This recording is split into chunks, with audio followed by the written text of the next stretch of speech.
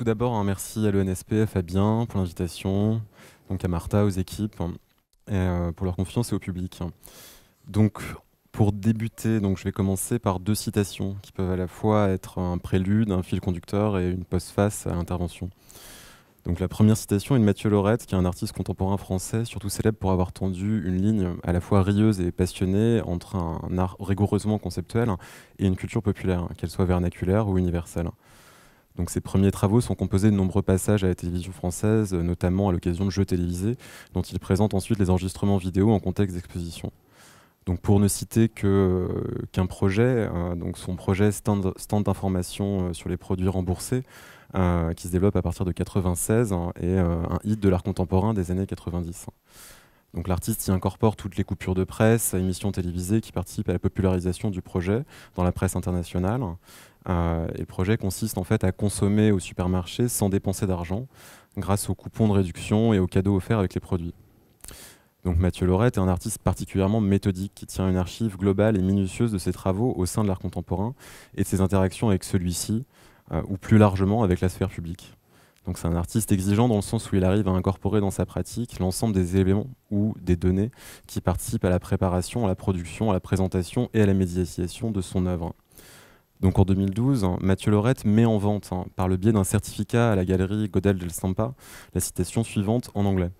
Donc Galleries are full of objects, more or less interesting. I do not wish to add any more. Donc les galeries sont pleines d'objets, plus ou moins intéressants. Je ne souhaite pas en ajouter d'autres.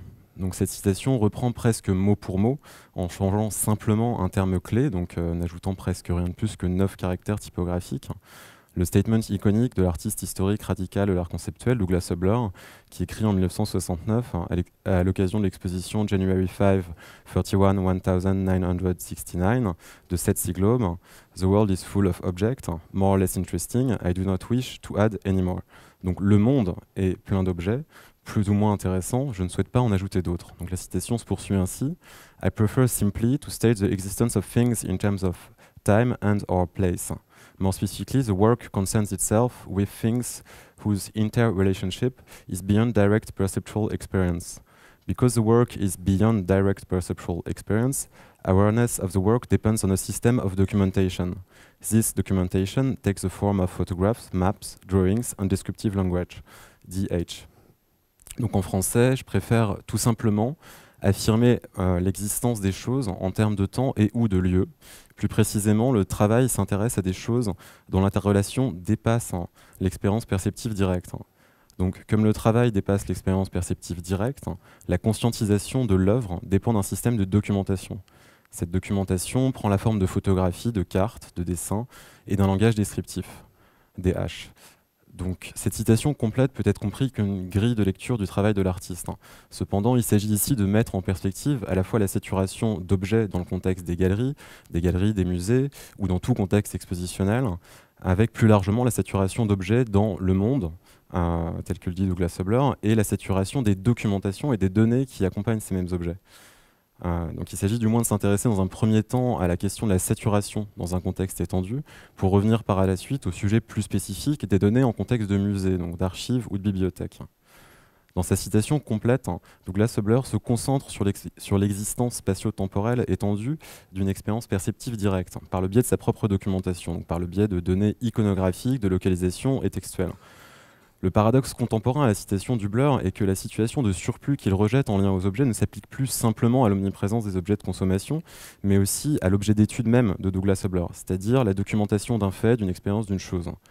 Donc, affirmer une expérience perceptive directe par les données qui lui sont associées est devenu une pratique incontournable et standardisée de notre contemporanéité dans le contexte où celle-ci est connectée. Ce qui se nomme aujourd'hui métadonnées, les données qui servent à définir une donnée, qui officient elles-mêmes de support à ces données, donc les metadata en anglais, participent à l'ensemble des actions que nous réalisons, même si nous sommes équipés d'appareils connectés. Donc aujourd'hui, par le biais de la technologie, ou plus précisément des objets connectés, toute expérience de vie est accompagnée, documentée par un ensemble de données méta, donc au-delà d'eux en grec, allant de la localisation à la température, au taux d'humidité, de pollution, etc. Donc, avec ces ensembles de renseignements disponibles en permanence, les expériences peuvent elles-mêmes être documentées en potentialité par une production de contenu photographique, vidéo, sonore, ou par la transmission de contenu. Donc en allant plus loin, ce qui aide à documenter l'instant présent aujourd'hui est l'enregistrement constant. Est en état d'enregistrement constant, excusez-moi. Donc nos données sont constamment enregistrées en arrière-plan par nos appareils et mises en réseau par les différents systèmes logistiques ou applications qui ont besoin d'utiliser les métadonnées pour pouvoir fonctionner.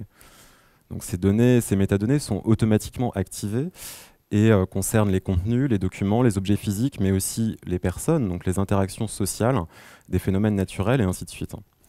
Donc, par exemple, la photographie qui constituait une métadonnée pour Douglas Hubler, informant elle-même d'une donnée qui était l'expérience ou la chose, dont il parle dans sa citation, donc s'est transformée ici maintenant en un nid à métadonnées, ce qu'on appelle les données EXIF, donc en photographie, qui indiquent l'ouverture de la focale, l'ISO, l'altitude, la latitude, la longitude, etc. Donc qui correspondent en fait à une fiche technique précise et exhaustive de chaque prise de vue, qui en soit par exemple bien plus précise qu'un cartel de musée. La saturation d'objets est aujourd'hui dépassée par une masse croissante et exponentielle que représentent les données enregistrées ou en cours d'enregistrement. Donc l'enregistrement constant, permanent et exhaustif de notre présent individuel, collectif, planétaire, est continu, sans interruption et se démultiplie afin de collecter, d'amasser le plus d'informations possible. Nous sommes quelque part dans un présent qui s'inscrit en ligne directe avec les préoccupations de Hubler, mais qui met l'accent sur les informations méta, en outrepassant par contre les enjeux de l'artiste pour rendre cette documentation excessive, voire même par son ampleur inexploitable ou même inutilisable. Donc les métadonnées aujourd'hui sont en surplus, en saturation, car aucune limite quantifiable n'est placée quant à leur stockage, ni à leur durabilité, ni à leur conservation. Donc pourtant, la loi de Moore, qui régit en soi l'évolution mécanique des dispositifs technologiques, est un système de croissance exponentielle qui atteint peu à peu ses limites. Son ralentissement est estimé par certains spécialistes à 2025. D'autres considèrent déjà que cette loi est invalidée, car elle ne s'applique plus uniquement à l'évolution mécanique des processeurs, mais à leur capacité à se nourrir du machine learning, c'est-à-dire de l'intelligence artificielle. Malgré ce ralentissement notable, la croissance des volumes de données et de métadonnées produites n'a de cesse de croître chaque année et de s'additionner aux données stockées préexistantes. Les chiffres statistiques et les mesures de volume de données collectées ne font plus sens, tant leur quantité devient abstraite, tant il devient également difficile d'analyser précisément et en détail leur signification, tant il semblerait qu'il n'y ait pas de limite à ce stockage infini de signaux à l'origine binaire et électrique. Donc pour ne prendre qu'un exemple de volume de données qui par son échelle reste concret et compréhensible, le nombre d'emails envoyés ou reçus par jour a augmenté de 50% en l'espace de 5 ans.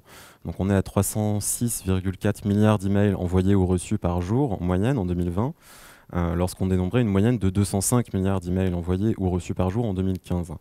Donc à l'inverse, en ce qui concerne les études disponibles quant au volume de données liées aux messages envoyés ou reçus par le biais de messagerie instantanée, il est difficile d'avoir accès à des statistiques globales et complètes, tant les canaux d'échange se sont diversifiés, éparpillés, éclatés, et sont le plus souvent par souci de confidentialité, encryptés, donc de plus en plus complexes à comptabiliser.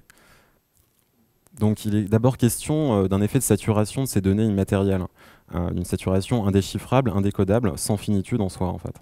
Donc qui dit saturation indique logiquement que par excès, il n'est plus possible en détail d'analyser l'ensemble des données que nous produisons aujourd'hui. Nous les acceptons donc comme des vérités entre guillemets absolues, car nous n'avons de toute évidence pas la disponibilité ni le temps pour vérifier cet ensemble de données. Pour revenir à l'exemple de la photographie, par exemple, quel particulier va aller vérifier l'ensemble des données inscrites effectivement dans l'extension EXIF liée à une prise de vue photographique? Pour poursuivre, on peut soulever l'hypothèse que les informations, les données à notre disposition ont la potentialité de contenir des erreurs, des fautes, car il nous est impossible de toutes les passer en revue. Donc la question de la véracité et de l'imprécision d'une donnée informatique s'étend au fait que les contenus que nous produisons s'étend de fait au contenu que nous produisons avec et à partir de ces données. Donc cette mise en doute de la confiance qu'on peut accorder aux données recueillies par les technologies devient à l'heure actuelle une prudence nécessaire, dans le sens où nous arrivons dans un moment de l'histoire où il n'y aura plus de méthode pour discerner un document original d'un document falsifié. Après un siècle marqué par de nombreux phénomènes de propagande, on est en train d'entrer à l'heure actuelle dans un siècle de l'avènement du fake, donc d'une falsification potentielle des documents qui historisent notre monde et notre présent. Donc ce qu'appelle assez justement le New York Times un deepfake future, dans l'article Internet Companies Prepare to Fight the Deepfake Future, qui a été publié le 24 novembre. Euh, C'est-à-dire, l'article à propos d'un monde documenté à l'aide de l'intelligence artificielle, au travers duquel n'importe quel témoignage, document photographique, vidéo, sonore, a la potentialité d'être falsifié très simplement par un outil déjà particulièrement répandu, par exemple un smartphone. Le MIT est déjà en train de développer une intelligence artificielle capable de réécrire à la manière d'un être humain des articles Wikipédia, afin de réactualiser les articles présentant des informations erronées ou périmées, dans la continuité d'un monde où les musiciens continuent de sortir des albums après leur mort, à faire des featuring avec des artistes qu'ils n'ont jamais rencontrés de leur vivant, d'acteurs qui sont crédités dans de nouveaux films dont on présente des performances inédites après leur mort. On pourra bientôt composer de nouveaux romans écrits dans le style de Duras ou Zola, en soumettant des critères spécifiques à une intelligence artificielle. Donc pour s'équiper d'outils d'analyse suffisamment performants, précis, par rapport à cet excès d'informations en potentialité d'être faussées, voire fictives, le remède contemporain semble se trouver en une chapellisation des connaissances. Donc il faut revenir ici à la citation de Mathieu Lorette qui restreint le statement de Douglas Hubler à une typologie de lieux spécialisés et clairement définis. Donc les galeries, et non le monde, sont pleines d'objets, plus ou moins intéressants. Je ne souhaite pas en ajouter d'autres. Donc le monde devient chez Mathieu Lorette une galerie. Et l'utilisation de ce terme au travers d'un certificat vendu par l'intermédiaire d'une galerie d'art contemporain ne laisse aucune ambiguïté quant au fait que l'artiste cible précisément par son utilisation du mot galerie les espaces d'exposition consacrés à un contexte spécialisé, l'art, et en particulier ici l'art contemporain. Donc Douglas Hubler se positionne comme un artiste qui agit dans le contexte du monde. Mathieu Lorette, quant à lui, prend la posture 50 ans plus tard d'un artiste qui agit au sein d'eux et en relation au contexte de l'art contemporain. Donc même si la pratique de Mathieu Lorette se construit régulièrement dans des contextes socioculturels externes à l'art contemporain, il inscrit la compréhension de ses actions dans la réception que peut en avoir un spectateur en contexte d'exposition ou en contexte d'archives ou de musée, ou sur le site internet encore qui documente sa pratique artistique. Donc le travail de Mathieu Lorette, à la manière d'Andrea Fraser, peut être compris comme appartenant à la critique institutionnelle, c'est-à-dire un art qui traite des enjeux spécifiques au champ spécialisé de l'art contemporain. Ce décalage de positionnement de presque un demi-siècle nous amène assez clairement vers une idée de spécialisation des connaissances, ou plus particulièrement d'une chapellisation des connaissances. La valeur du travail de Hubler peut être comprise universellement quand celle du travail de Mathieu Lorette ne peut être entendue que si l'on comprend qu'il se joue, se moque ou s'amuse des codes de l'art contemporain. Comment comprendre ces interventions télévisées sans avoir en tête la citation attribuée à Andy Warhol « In the future, everyone will be world famous for 15 minutes ». Donc à l'avenir, tout le monde sera célèbre dans le monde entier pendant 15 minutes. Citation qui apparaît pour la première fois en 1968 dans la brochure de la rétrospective de Warhol au Moderna Museet sous l'impulsion de Pontus Sultan. La segmentation des connaissances sous forme de chapelles, dont les légendes, dont les sous-titres ou les enjeux sont exclusivement intelligibles à un public initié et non pour un public d'amateurs, pose un problème d'appréhension. En effet, les contenus culturels sont a priori considérés comme un bien commun depuis l'apparition du musée dans sa conception contemporaine, c'est-à-dire depuis la conception du musée du Louvre en 1793, sous l'appellation Musée central des arts de la République.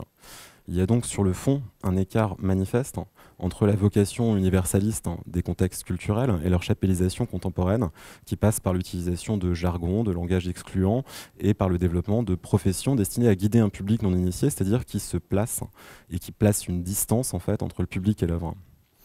Si les différents champs culturels aujourd'hui sont devenus l'adage de spécialistes, il en revient de s'interroger sur la manière dont nous pouvons, sur cette base, mettre en place des systèmes capables de transmettre de nouveau à la fois un contenu culturel d'une manière exhaustive, ainsi que fournir non pas une médiation, mais plutôt une transmission adaptée pour permettre à tous de s'approprier ces contenus.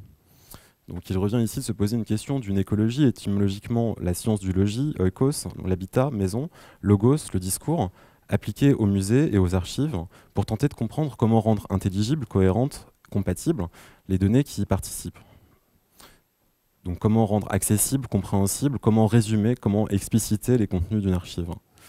L'hypothèse de cette présentation serait de donner la primeur aujourd'hui à la compatibilité des données et des contenus qui sont aujourd'hui archivés dans l'ensemble des bases de données muséales et plus largement des bases de données qui permettent l'accès à des contenus culturels. Donc les contextes de présentation de la culture aujourd'hui sont principalement dépendants de systèmes prioritaires, qu'ils soient physiques ou digitaux. Dans le cadre des musées ou des archives, donc ces systèmes propriétaires, je veux dire, incorporent des documents ou des objets qui peuvent être rendus du public et d'autres qui sont par contre confidentiels. Donc ces systèmes propriétaires restreignent, voire empêchent les échanges qui permettraient de mettre en commun une quantité importante de documents, aujourd'hui exclusivement accessibles dans des contextes généralement fermés au public, ouverts aux chercheurs, doctorants ou publics spécialisés. Si on prend deux exemples de systèmes concurrents en ce qui concerne par exemple l'archivage de livres, Internet Archive et Google Books sont deux entités à vocation universaliste qui reposent sur une pensée radicalement différente d'un savoir entre guillemets encyclopédique, l'un étant construit sur le partage, Internet Archive, l'autre sur l'exclusivité des contenus, Google Books. Et ces deux contextes de présentation ne seront jamais compatibles. Dans une échelle plus restreinte et spécifique, l'ensemble des musées, en allant des musées d'envergure internationale à de plus modestes centres d'art, sont tous dépendants de nombreux prestataires de services, de start-up, qui construisent des bases de données cohérentes, mais qui fonctionnent en vase clos. Donc ces outils logiciels permettent principalement de faire l'inventaire des collections et ou des archives appartenant au musée, et permettent ainsi aux commissaires d'exposition de sélectionner les segments collections qui seront présentés au public. L'impossibilité pour les musées et autres organismes culturels de mettre en place des bases de données compatibles maintient un état de fait où nous sommes soumis à une action spécifique, humaine, pour rassembler, mettre en commun et donner un sens précis à une information communicable, en général dans un contexte assez restreint. Donc la mise en réseau d'institutions culturelles telles que Artsy ou Google Arts and Culture sont des systèmes de gestion de collections fermés avec lesquels il n'est pas possible de créer des liens hors des connexions offertes par ces réseaux d'institutions, à l'image des réseaux sociaux. Donc les balbutiements d'une mise en commun des ressources bibliothécaires existent, par exemple, par le biais du International Image Interoperability Framework, ou IF, donc IIF, qui croise les ressources iconographiques en provenance de nombreuses bibliothèques à l'international.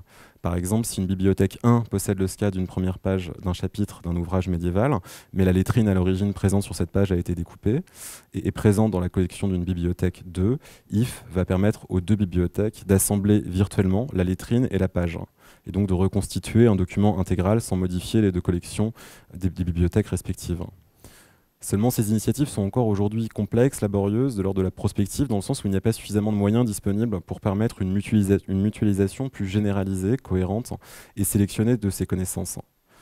Donc, en revenant sur les deux citations exposées en introduction, l'enjeu aujourd'hui est de travailler à limiter les collections infinies d'objets, de données, de métadonnées, mais bien de se concentrer sur leur accessibilité et leur compatibilité. Je suis allé un peu vite, mais voilà.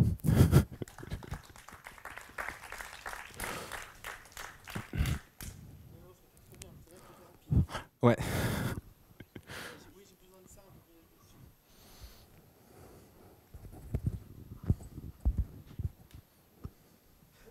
Oui, deux micro-questions, deux petites choses.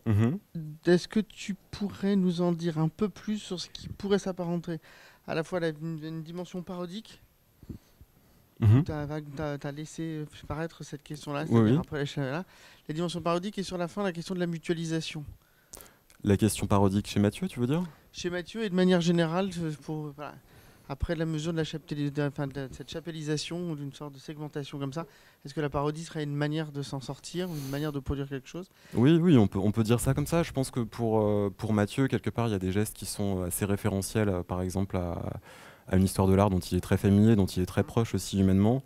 Ensuite, je pense que c'est aussi peut-être une absence de réponse concrète, ou le fait de poser des questions, si tu veux, quant à cette chapellisation, ou s'interroger par rapport à ça, qui peut nous permettre de construire aussi demain des choses à partir en fait de cet état de chapellisation, on va dire des connaissances.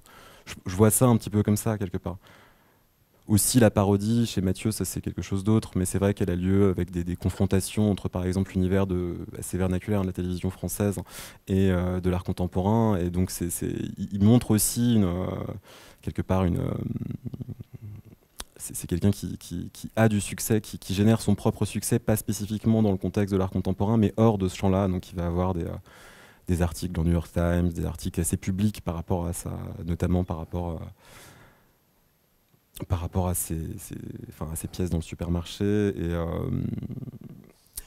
Et donc oui, je pense qu'il y a la parodie est peut-être une absence de réponse, si tu veux, à mon sens, à cet état de fait, quoi. Et la mutualisation ? La mutualisation, c'est juste qu'effectivement, on a quelque part un assez grand écart entre effectivement, ce qu'on peut appeler assez basiquement les GAFA, c'est-à-dire qui ont la possibilité de mettre en place des dispositifs de compatibilité de données qui fonctionnent au sein de leur système restreint. Et aujourd'hui, c'est des outils qui ne sont pas du tout disponibles à l'extérieur de ça. Et effectivement, la majeure partie des institutions culturelles n'ont pas forcément les moyens, si tu veux, de mettre en place, pour l'instant en tout cas, des systèmes qui leur permettent effectivement de mutualiser les connaissances et effectivement de faire dialoguer tout simplement des archives, des collections, des données en fait. Et c'est effectivement des processus qui, pour l'instant, de tout ce que j'en vois en voyant une espèce de vue un peu globale, est très très laborieuse et très très spécifique et en fait réellement microscopique par rapport à ce qu'on voit à une échelle internationale aujourd'hui, à contrario de, par exemple, toutes les informations qui sont contenues dans les objets connectés qui nous retracent partout, et ainsi de suite, et ainsi de suite. Je voulais reprendre ce qu'a dit Fabien. Ouais. J'aurais peut-être un point de vue un peu différent. Au contraire, j'ai l'impression que si on met web de données dans un projet de recherche, on peut avoir de l'argent. Et évidemment, ça ne concerne pas beaucoup de gens et c'est des sommes dérisoires par rapport au GAFA, évidemment. Mais j'ai quand même l'impression qu'il y a beaucoup d'argent qui est mis là-dedans et finalement, ça donne toujours des projets qui sont bien pensés en termes scientifiques. Et on sait faire en France, on a quand même des très bons ingénieurs sur ce web de données. Mais en termes d'interface, c'est très très pauvre en fait. Et le créatif, c'est un désastre. Moi, ça m'ennuie à mourir, à vrai dire. Et du coup, je me demande, quid de Mathieu Laurette dans le web de données, quoi. Est-ce que ces approches peuvent être réconciliées ? Aujourd'hui, pour moi, la réponse, elle est non. J'espère me tromper en d'autres exemples. Mais pour faire vraiment de la veille sur ces enjeux d'interface, ça touche aux métiers numériques, pour dire rapidement. Enfin, disons, la structuration sémantique des données, j'ai l'impression que ça devient une fin en soi et qu'on oublie. Tout se met à ressembler à Gallica, quoi. Et franchement, je suis pas sûr d'avoir envie de vivre dans ce monde-là, mais malheureusement. Non, moi non plus. Mais justement, c'est une interrogation, si tu veux, qui reste assez ouverte. Moi, pour le coup, je dirais qu'il y a trop d'argent qui est mis là-dedans et trop peu dans la création. J'aurais presque le point de vue inverse de ce que tu viens de dire. Oui, ça, le fait qu'il y a trop peu d'argent dans le contexte de la création ou pour les créateurs, si tu veux, ça c'est un état de fait. Pour moi, c'est une question qui est séparée quelque part. La question, non, je veux dire qu'il n'y a aucun argent qui est mis pour la création dans ces interfaces. Dans ces interfaces. Dans ces interfaces culturelles, en fait. C'est du coup, toute l'énergie, tout l'argent est mis dans cette sémantisation des données. Ouais. Et c'est tout. Et du coup, en général, ça ne sert à rien parce que de toute façon, personne ne va voir ces interfaces. Vu qu'elles n'ont aucun intérêt graphique et c'est pas pensé en fonction des fonds. C'est la limite de la mutualisation, en fait. Est-ce qu'on peut classer de la même façon un fonds d'art contemporain que un fonds de je sais pas quoi, d'archives médiévales ou j'en sais rien, et l'interface est toujours la même, donc ça crée quand même un problème, je suis assez d'accord, un problème, je trouve, assez crucial et qu'il faudrait quand même en parler, quoi. Mais pour ça, effectivement, il faut faire appel à des philosophes qui sont plus spécialisés dans le web sémantique et ce genre de choses, ou des personnes qui peuvent développer, en fait, argumenter là-dessus, qui peuvent conceptualiser des méthodologies, si tu veux, de fonctionnement qui soient je pense que le problème aussi par rapport au contexte des musées, c'est qu'il y a trop peu de compréhension de ces écosystèmes-là et de ces manières de réfléchir, ou je dirais pas que les musées se font avoir assez facilement par les développeurs, mais c'est un contexte dont ils ne sont pas du tout familiers en soi. Mais c'est vrai que si on peut réussir à faire des choses exceptionnelles avec ça, ou du moins qu'ils ne soient pas effectivement aussi rigides et cadenassés qu'elles le sont aujourd'hui, ce serait génial.